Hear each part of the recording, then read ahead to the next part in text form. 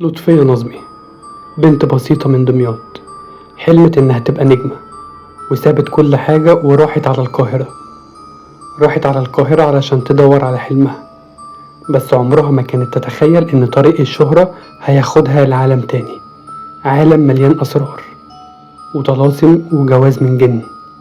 كانت فاكرة إنها لقت الحب، لكن النهاية كانت مرعبة ومأساوية، وفضلت قصتها مدفونة سنين لحد لما اكتشفت بالصدفة.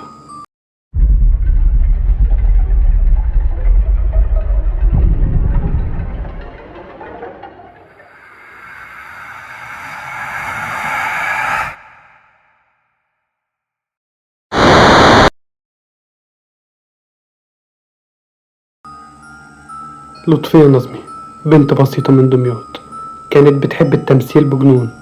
قررت إنها تسيب أهلها وتسافر على القاهرة علشان تدور على فرصة تخليها فنانة ومشهورة. راحت عاشت مع خالها الغلبان اللي كان بيته مليان أطفال، وحست إنها عبء عليه، فبدأت تدور على شغل في الجرايد.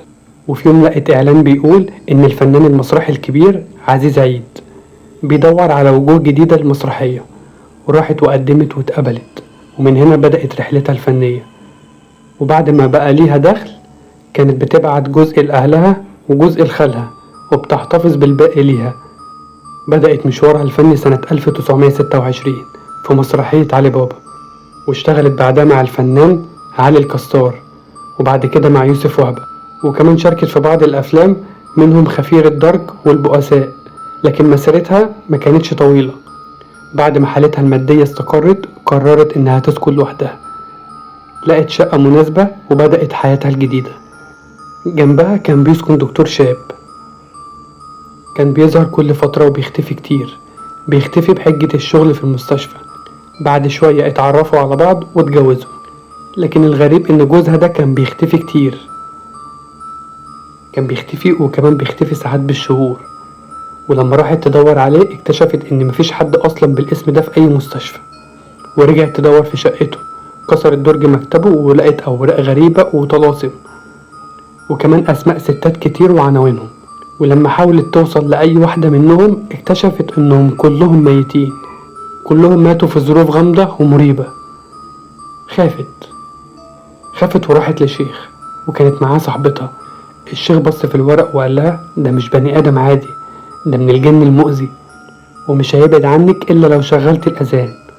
قعدت على أعصابها، وكل ما تحس بخطر تشغل تسجيل الأذان. وفي يوم رجع جوزها وعرف إنها اكتشفت سره، وحاول يقتلها، لكنها لحقت تشغل الاسطوانة ووقع مغمى عليه. بلغت الشرطة وبدأوا فعلا في التحقيقات، وطلع فعلا مش طبيب ولا بني آدم طبيعي، ده كان مريض نفسي هربان من مستشفى المجانين ومتهم في جرائم قتل كتير. المصيبة الأكبر إنها كانت حامل منه، ولما ولدت جابت طفل مشوه. دخلت في اكتئاب حاد، وانتهى بيها الحال في مصحة نفسية.